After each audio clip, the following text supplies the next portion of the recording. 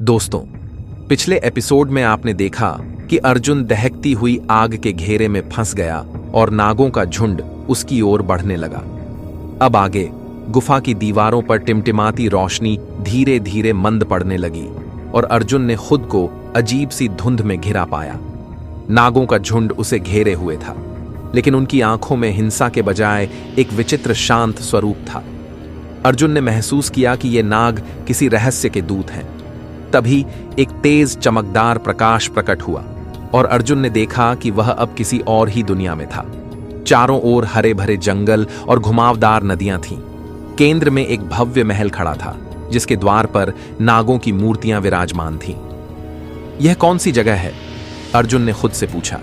तभी एक गहरी और गर्वीली आवाज गूंजी। यह वही भूमि है जहां नागेश्वर का श्राप जन्मा था। अर्जुन ने मुड़कर देखा।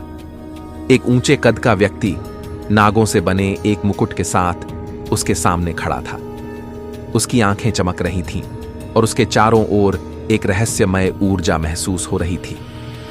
मैं नागेश्वर हूं, तुम्हारा यहां आना पहले से तय था।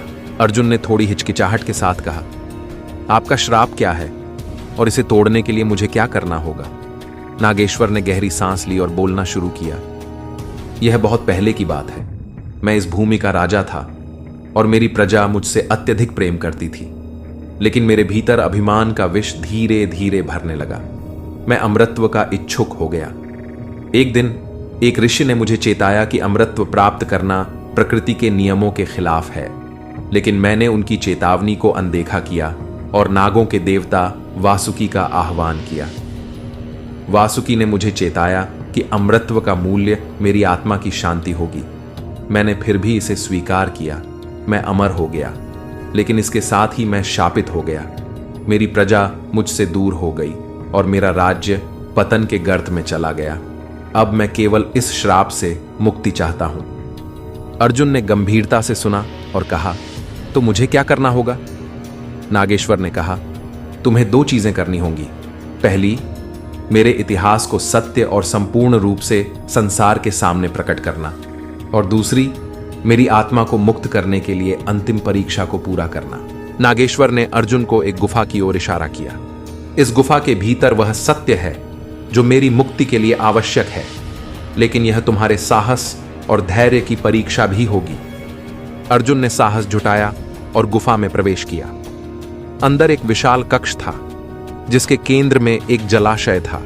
जलाशय के बीचों बीच एक प्रकाश की किरण खड़ी थी और उसमें एक चमचमाती पुस्तक तैर रही थी। जैसे ही अर्जुन आगे बढ़ा, जलाशय के चारों ओर से नाग प्रकट हुए। उनकी आंखों में चेतावनी थी। तभी वही गूंजती आवाज सुनाई दी, यह पुस्तक नागेश्वर की सच्चाई और उसके श्राप का अंतिम उत्तर है, लेकिन इसे छूने के लिए तुम्हें अपना सबसे बड़ा भय त्यागना होगा। बताओ अर्जुन, तुम किससे सबसे अधिक डरते हो?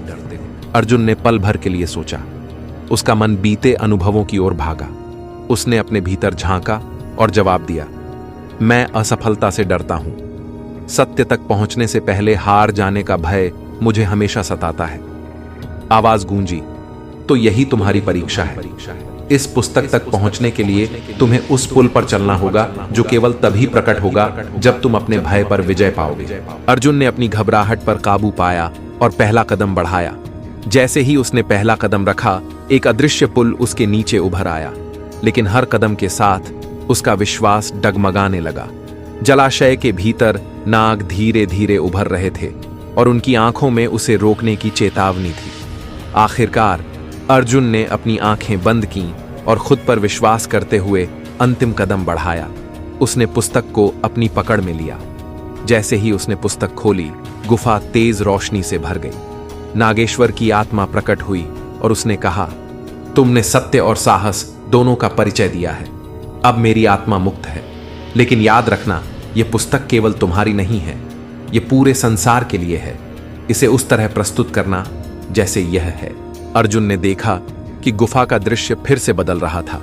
वह फिर से असली दुनिया में लौट आया। उसके हाथ में वही पुस्तक थी। उसने महसूस किया कि यह पुस्तक न केवल नागेश्वर की कहानी बल्कि मानवता के लिए एक सीख है, अहंकार और अमृतत्व की लालसा से बचने की। जैसे ही वह गुफा से बाहर निकला, सूरज की किरणें उसके चेहरे पर पड़ीं। अर्जुन ने पुस्तक को कसकर पकड़ा और मन में ठान लिया कि इस सत्य को वह दुनिया के सामने लाएगा। लेकिन क्या सचमुच यही अंत था, या इस पुस्तक में छिपे रहस्य उसे किसी और अज्ञात यात्रा पर ले जाएंगे? जानेंगे अगले एपिसोड में। तब तक बने रहिए हमारे साथ। वीडियो अच्छी लगी हो तो वीडियो को एक लाइक और शेयर जरूर करें और कमेंट में अपनी राय जरूर दें। धन्यवाद।